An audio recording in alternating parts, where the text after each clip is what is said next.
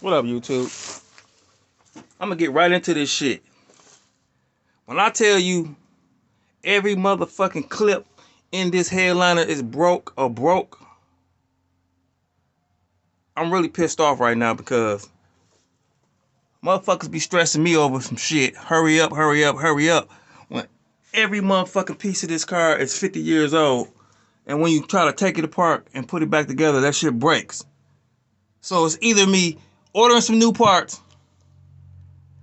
or sitting back thinking, how the fuck can I do this without ordering some new shit? So I'm really pissed off right now. Cause everybody's so fucking rushed. But they got these raggedy ass pieces and shit to their car that they don't understand is 50 years old and shit just breaks. And I gotta come up with a way at the last minute to put this shit together just to make you happy. I'm tired of that shit. I'm not doing it no more. So if it take longer, it take longer. I do give refunds. And I will take all my shit out and put all your shit back in. So keep that in mind. Fucking with me. And this ain't directed to this customer. I'm just saying in general. This shit takes time. I can have everything done, try to put it together, and everything in this motherfucker just break. So let me be. Leave me alone. You get your shit. Bye. After a lot of struggling and shit, I got it up front to back. Now I just gotta pull the sides tight. So I got the glue drying right now. And then I'm gonna have to heat it and then I'm gonna pull it tight. But yeah, man, I don't mean to rant about this shit because this is what I do for a living. But man, it's a lot goes into these old motherfuckers, man. It's a whole lot of shit that you don't see. When you get to taking that old shit apart, trying to be gentle to save shit because the customer's cheap. And then you put it back together. And now you gotta either figure out a way to do it without the part or buy the part. And you done gave a person already the cost. So you really don't supposed to charge them extra. Which I usually just bite it. Eat the cost. So give me some credit, man. I really put these bitches back together better than what it was from factory. So just be patient with your boy and it's getting put together. Believe me, I go through a lot of shit trying to put this shit back together. When they don't have all the pieces. Sometimes I get 2% of the pieces and 98% car. So I gotta make everything work, build shit from scratch, and everything else that comes along with it. And I show you guys behind the scenes. Them other shops don't show you what's going on behind the scenes. They want to cover up everything, make it look like everything's all good. We $1 million shop, we do this, we do that. Yeah, it's a lot of cussing that goes on in them shops. Y'all just don't hear it.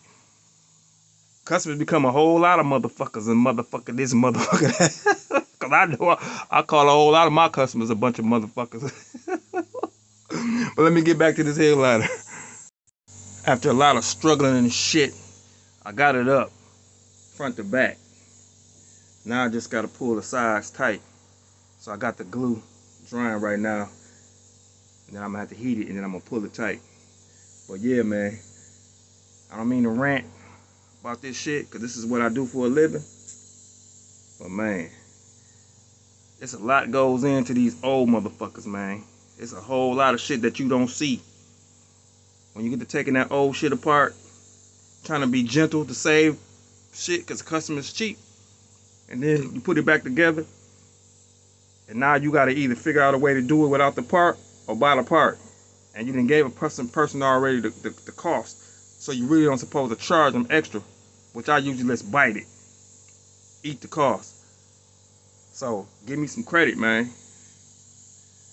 I really put these bitches back together better than what it was from factory. So just be patient with your boy and it's getting put together. Believe me, I go through a lot of shit trying to put this shit back together. When they don't have all the pieces. Sometimes I get 2% of the pieces and 98% car. So I gotta make everything work, build shit from scratch, and everything else that comes along with it. And I show you guys behind the scenes. Them other shops don't show you what's going on behind the scenes. They want to cover up everything, make it look like everything's all good. We $1 million shop, we do this, we do that. Yeah, it's a lot of cussing that goes on in them shops. Y'all just don't hear it. Customers become a whole lot of motherfuckers and motherfucker this motherfucker that. Cause I know I call a whole lot of my customers a bunch of motherfuckers. But let me get back to this headliner. Ah, I love the smell of fresh, clean leather. Fresh, tight, all over the place. As you can see, one wrinkle right here, but I'm gonna pull it out. But the rest of it, it's all good. So, I gotta go get the little trim to go around the edges of it now. But it came out pretty good. I don't know if you can see because it's shadow and the car is terrible right now. But, yep, headliner's up. I get this little wrinkle out on the side when I want to pull it. Yeah, I gotta take this and pull this way. So, ain't no big deal. But, make those two side corner pieces right there. They go in the corner. And clean this floor up. Run some wires on this floor. Put this carpet in here. Take the top of this dash off. And get the bottom part ready for paint. Console done. And we on to something else. Had to call in for reinforcements, y'all. So we got Big Mike about to clean this thing out. Let me turn this radio off right quick. Back. We're cleaning out the inside. Get this floor already cleaned up. And take this shit back out the car. Clean it up so we can throw this carpet in here. And get the top of this dash out. So while Mike's doing that, I'm finishing up the pieces on the Camaro. So we're gonna knock 2 of these bitches out today. And then we got some more cars. We got another photo Cutlass. We got a LeSabre drop top, 72, 73 LeSabre. We got the Centurion, 72, 73 Centurion. We got a box Chevy. We got a 73 Dump. We got a whole lot of shit going on. We got box Chevys coming from Chicago. We got a Chevelle coming from Detroit. We got a lot of shit coming on, y'all. So y'all gotta stay tuned. Subscribe to this channel, cause we got a lot of hits coming for y'all. And they coming fast. And we finna bust them out fast like we usually do. You know, the weather's breaking, so you know it's time for me to go on overtime. You know, I do 15, 16, 17, 18 hours a day, non-stop, and then I go home and start second shift. So, you know, so y'all stay tuned. We about to get it.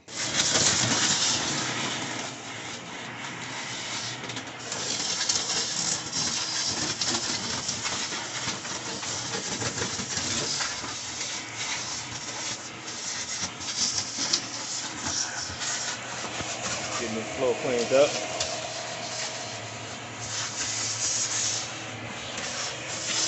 Got acorns and shit up in here. Look at that.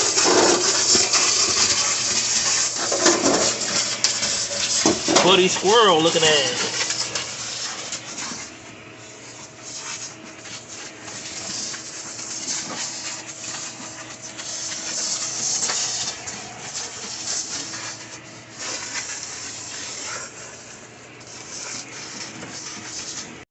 Alright, so we got the carpet laid in here pretty good. We had to get the seat belts out right here on the side so that'll lay flat. And on this side right here, what's going on with this side? Yeah, the back screw for the front. That's why. What? This right here? So he had a seat belt screw in there holding that down. That's why I cracked the damn plastic, because they try to shove it down on top of there to cover it up. See, that's the type of shit we go through. It's supposed to be the small one that go all the way down to the floor. But see, they always trying to add on some shit. Look at this. What the fuck is this? Pieces of wood. See what I'm talking about? That's the type of shit I find in people's cars and shit when you finally putting the shit back together. So now I'm finna, I got it down. I'm finna glue the center. Glue the sides access so I can run the wires through the side of the carpet. But yeah, we got the seat belts out. I'm gonna call the customer and see if he's gonna pay for some purple seat belts, because that's what he gonna need. But otherwise, the carpet's in there pretty much. I'm gonna let it sit on the floor so it'll take the form of the floor. I had it sitting out a couple days. Well, shit, about a week, a little over a week. but it got cold, so it was kind of stuck to the floor. So I'm gonna try to get up on there and get that last screw off of that dashboard so I can pull the top out. Then I'm gonna take that home and wrap that up, tape up the rest of this shit so I can paint it, and start wrapping the rest of the small pieces. So this car is 75% done. So I had to find some of these back pieces online for the back panels of this car because they didn't even have none. So I'm gonna show you what it looked like when I put them in there. So thanks to my man Perch, these two side pieces right here,